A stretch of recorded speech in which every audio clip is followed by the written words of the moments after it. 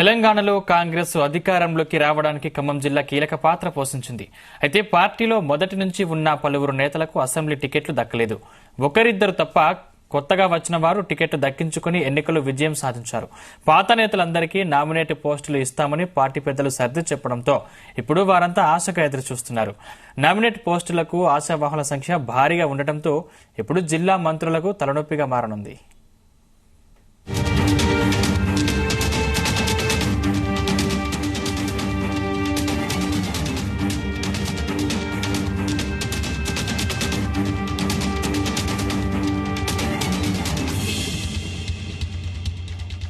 కాంగ్రెస్ ప్రభుత్వంలో ఖమ్మం జిల్లాకు సముచిత స్థానం దక్కింది. కేబినెట్ లో జిల్లా నుంచి ముగ్గురు కీలక నేతలకు స్థానం లభించింది.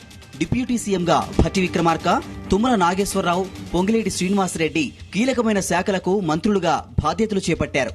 వీరి గెలుపు కోసం అనేక మంది ద్వితీయ శ్రేణి నాయకులు పనిచేశారు.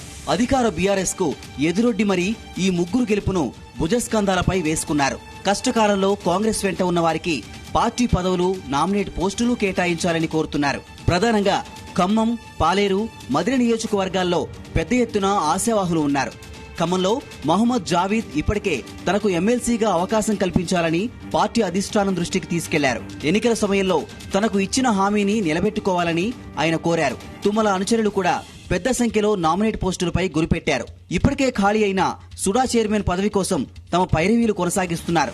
మరోవైపు మార్కెట్ కమిటీ, డీసీసీబీ పాలకవర్గాలు కూడా రద్దయ్యే అవకాశం ఉన్న నేపథ్యంలో పలువురు ఆశావాహులు పోటీలో ఉన్నారు. ఆయా పదవులకు సంబంధించి ఇప్పటికే కొంతమంది నేతల పేర్లను మంత్రి తుమ్మల పరిశీలిస్తున్నట్లు తెలుస్తోంది.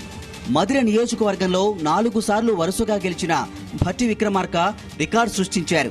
కష్టకాలంలో పార్టీకి అన్నీ తానే వ్యవహరించిన బట్టి పార్టీని అధికారంలోకి తీసుకురావడానికి కీలక పాత్ర పోషించారు. డిప్యూటీ సీఎంగా ప్రాధాన్యత ఉన్న శాఖలకు మంత్రిగా బాధ్యతలు చేపట్టారు.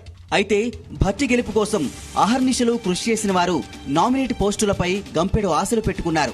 మదిర నియోజకవర్గమే కాకుండా జిల్లా వ్యాప్తంగా భట్టికి క్యాడర్ ఉన్న నేపథ్యంలో ఆశావహుల సంఖ్య భారీగానే ఉందని చెప్పవచ్చు. మరి వీరందరికీ భట్టి ఎలా న్యాయం చేస్తారో అంటూ చర్చ నడుస్తోంది. ఇప్పటికే భట్టిని కలిసిన పలువురు నేతలు తమకు అవకాశాలు కల్పించాలని కోరుతున్నట్లు సమాచారం. మరి భట్టి ఖాతాలో ఎవరికి ఛాన్స్ దక్కే అవకాశం ఉందో చూడాలి.